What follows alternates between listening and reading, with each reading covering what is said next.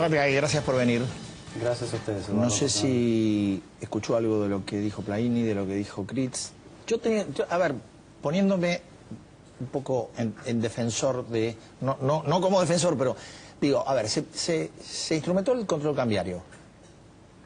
Bajó la presión sobre el dólar. ¿Se atenuó un poco la salida de capitales? Por definición no puede haber salida de capitales, porque no hay acceso al mercado de cambio. ¿El Banco Central recuperó algo de reservas? Sí. El único que A ver, ¿esto qué quiere decir? ¿Que fue un acierto? Ganaron. O que, claro, Sí. ¿es que esto fue un acierto o que es un error? Tan acierto como en su momento fue para Moreno prohibir las exportaciones de carne, ¿no? Y al año y medio vimos lo que pasó. Cayó el stock ganadero de 60 millones de cabezas a 48, 47. Subió el precio de la carne, se duplicó el precio de la carne. Y bueno, esto es más o menos lo que pasa en cualquier economía donde a la desconfianza se le agregan los controles, ¿no? Y Moreno es un poco un ejecutor de estas cuestiones. A Moreno se le dice el problema es la inflación. Moreno va y lo resuelve. ¿Cómo lo resuelve? Mintiendo con el índice, ¿no? A Moreno se le dice nos estamos quedando sin reservas, resuelva el problema de las reservas. ¿Y qué hace Moreno? Impide, prohíbe que nadie pueda acceder a comprar dólares salvo el Banco Central. Entonces, por eso hoy el Banco Central gana reservas, porque el único que compra el superávit comercial es el Banco Central. La diferencia es que ahora lo compra con emisión, mientras que antes había otra demanda genuina de dólares que se iba canalizando en el mercado. Consecuencia de esta medida, en el corto plazo desapareció por decreto la salida de capitales.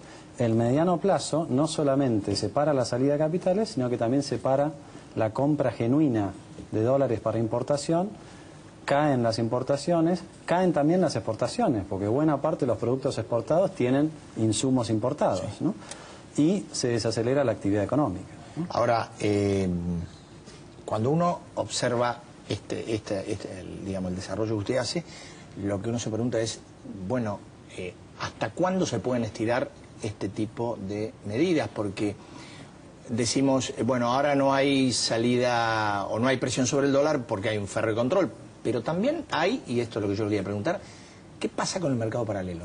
Daría la impresión, porque hay un mercado paralelo, pero en verdad pareciera que todavía no funciona como hemos conocido en otras épocas de la historia argentina. Sí, según parece también el mercado paralelo está trabado porque Moreno los llamados que hizo para frenar la salida por el oficial también los hizo para frenar el funcionamiento del mercado paralelo, ¿no? Pero en todo caso yo creo que lo que hay acá es una demostración más de cómo funciona el modelo kirchnerista, donde hay un problema, bueno, hay que poner todos los cañones en resolver ese problema, al costo que sea, ¿no? Y el costo que se va pagando es un costo muy alto, ¿no? No tener estadísticas confiables no solamente lo deja a Argentina totalmente fuera de cualquier discusión internacional o del mercado, que es algo que quizás necesite este año, sino que además nos deja a nosotros, los argentinos, sin la posibilidad de tener un diagnóstico de lo que está pasando. Critz recién mencionaba las cifras de inflación que no son las del INDEC. Usted me preguntaba por Plaini y yo coincido con casi todo lo que dijo Plaini. Y Plaini no se cree ni por un segundo el número de la inflación del INDEC.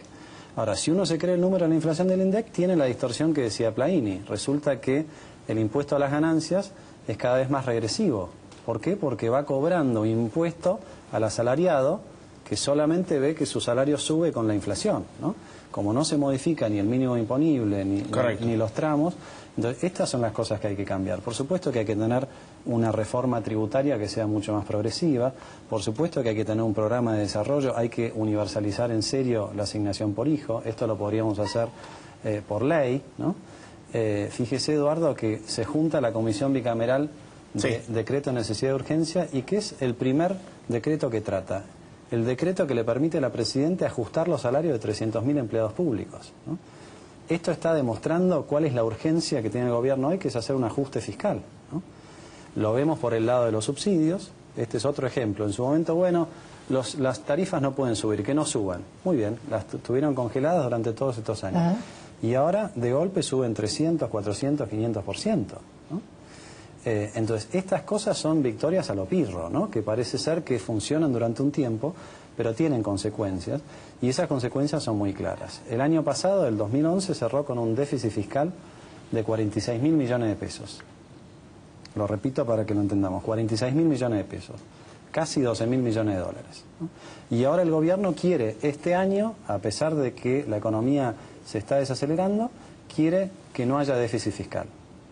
Entonces la pregunta es, ¿a quién le va a sacar 10.000 millones de dólares de recursos y qué impacto va a tener eso sobre la demanda privada y sobre la economía, ¿no? Sí, con un agravante que es, da la impresión que este año, al menos por algún sector de la economía, los ingresos van a ser inferiores a lo que fueron el año pasado. Digo, el impacto que puede tener la sequía sobre las exportaciones y las exportaciones sobre lo que retiene el Estado parece va a ser menor a lo que logró el Estado el año pasado. Claro, la sequía profundiza estos problemas, el problema fiscal y el problema de actividad económica.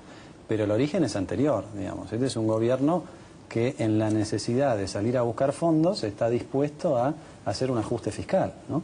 En la necesidad de buscar fondos está dispuesto a hacer un ajuste tarifario muy fuerte. Ahora, no hay una contradicción, digo, se percibe entre lo que usted dice y lo que hace el gobierno del ajuste para que vean que estoy ajustando, pero por el otro lado los controles para espantar a aquellos que quieran venir a invertir y a lo mejor ayudar a desarrollar el sistema productivo.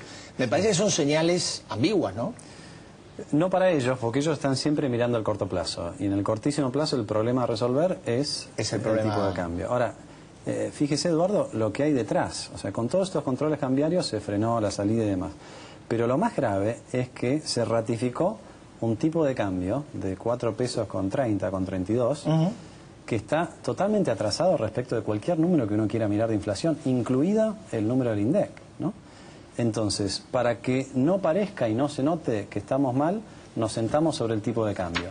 Y después proponemos planes de competitividad. O sea, cada vez se parece más a otros episodios de la historia donde los gobiernos se obsesionaban con el tipo de cambio fijo porque la gente creía que entonces había estabilidad, pero esto tiene también un costo muy grande en términos de actividad económica, con excepción del productor sojero que no lo alcanzó la sequía. ¿Quién más va a poder exportar, Eduardo, con estos niveles de tipo de cambio? Es muy difícil si aumentan en dólares tus costos todos los años un 20-25%, ser competitivo con el que está del otro lado de la aduana, ¿no? ¿Cuál de las previsiones en términos de crecimiento económico usted comparte para este año? Nosotros en el proyecto alternativo de presupuesto que elaboramos hablábamos de un crecimiento del 3,5%. Similar a lo que difundió el Banco Mundial hoy, ¿no? Sí, no miré en qué consistía. Ahora, nosotros decíamos, cuidado, 3,5% si la política fiscal no es de ajuste como quiere hacer el gobierno, ¿no? Con este ajuste fiscal yo creo que va a ser muy difícil llegar al 3,5%. Después lo podrán dibujar ellos, ¿no? Pero ahí vendrá la cuestión. Hablaban con Critz de la negociación salarial. Si el gobierno insiste en serio en salarios del 18%, lo que va a estar promoviendo es un ajuste en el salario real también.